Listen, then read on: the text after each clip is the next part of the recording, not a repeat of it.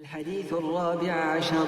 عن ابن مسعود رضي الله عنه قال: قال رسول الله صلى الله عليه وسلم: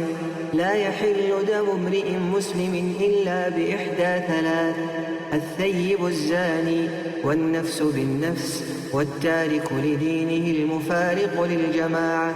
رواه البخاري ومسلم.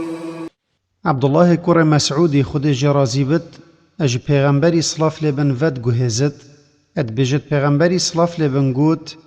خوینا مرۆڤێکێ مسلمان یê شەهدە بدات کوش خودێ پێڤەتر چ خودایەت حەق نینن و کو ez پێغەمبەرê خودê me حەلال نابێت ئەب ئێکێ ji sê rêka nebێت. Ew ê bijin bit û zinayê biket û nefs eb nefsê û ew ê dînê xwe bihêlet و خوش جماعت ودرکت.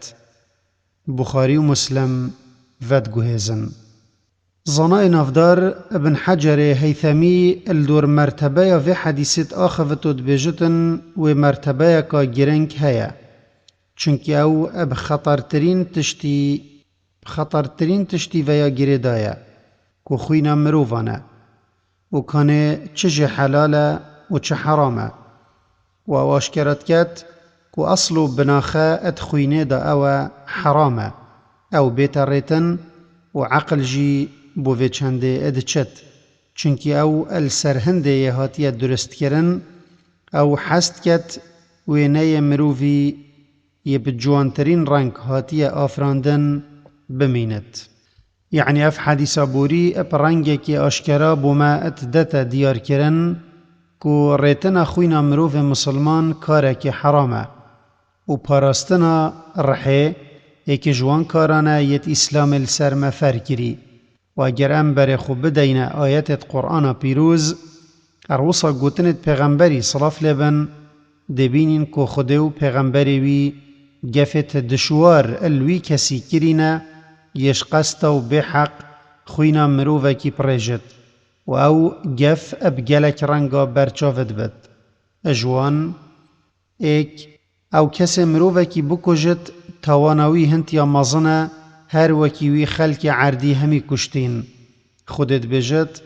من قتل نفسا بغير نفس او فساد في الارض فكأنما قتل الناس جميعا. دو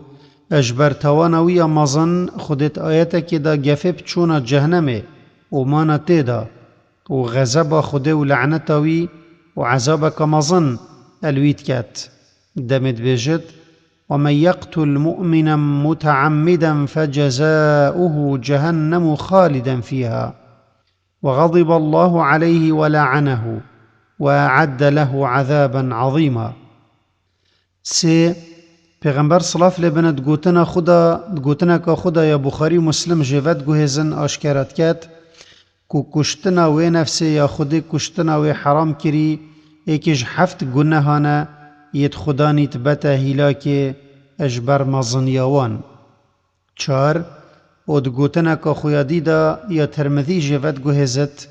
پیغمبر صلاف لبنت بجت: خرابونا دنیای البر خود سفکترش کشتنا ظلامک مسلمان بله اف پارستنا خوینه هنگی رات بت و نامینت دم خدان ایک جوان کارا ادکت یت خویم په حلالت بد و مسوگر او کار هندت مزن و کریتن حتی اف کار مزن کو کشتنا په حلالت بد و دوی حدیثا خدا پیغمبر صلاف لبن بو مبحثی سی اجوان کارا ادکت یت عصمتا خوینه رات کت و خدانی مستحقی کشتنت کت و بری ام بحث وان هر سی حالتا بکین پیتوی آشکارا بکین کو بجه اینانا حکمی ادوان حالتا دا کار دس حالات بتنیه و بو خلکینین او اجنک خو ابکار جه اینانا حدود شرعی را ببن و او هر سی حالت اونا. ایک الثیب الزانی یعنی او کسب کرنا فاحشه را ببت و اگر ظلام بت یه اب جنبت و اگر جنبت یا شیکری بت زنایت اسلام همی لوی باورینه که عقوباوان رنگ کسا اشتی تاوانوان السر اثبات بت رجمه و در روایت درست دهاتیه که پیغمبری صلاف لبن ماعز و جنکا غامدیه هر دو رجمان دینه و هر چنده رجم عقوبه که دجواره جی بله دم مروف هزرخو اد تاوانا زینای داد کت و دم او اد ناف جواکه که دا بلافت بد وان خرابیت جواکی و ساخلمی یت او دیل خو اد اینت بو مروفی آشکرات بد که هندک تاوان هنه کشتن البر سفکت بد. دو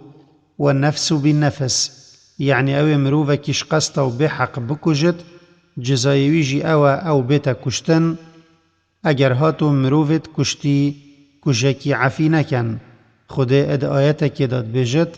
وكتبنا عليهم فيها أن النفس بالنفس. سي والتارك لدينه المفارق للجماعة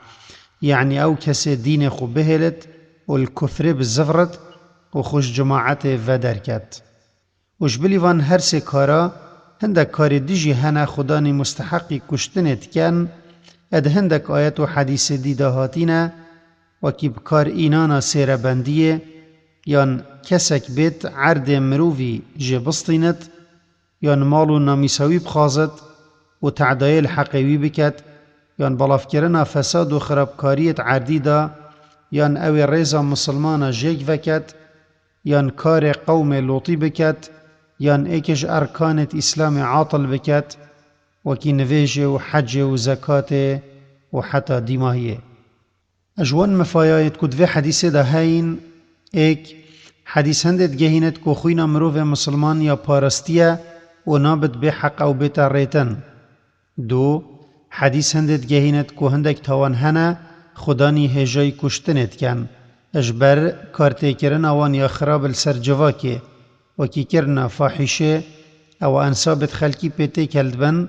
و ایشت جواکی و صحی یتبطرس پی بلافت بن. سه و حدیث هندت گهینت که نفس یا پی بهایه و نابد بو کسی نفسه که بحق وش تعدایی بکجت و او بفیت هوان راببت جزایوی او جیبتا کشتن. چار و حدیث گرنگیا پاراستنا کوما مسلمانا بوما اشکرات کت اجتاوانا وان کسا ید گمان بو خلکیت دینی وان دا چیت کن و ایک رزی وان تیکت دن و دیخنا جر ترسا پارچابونه.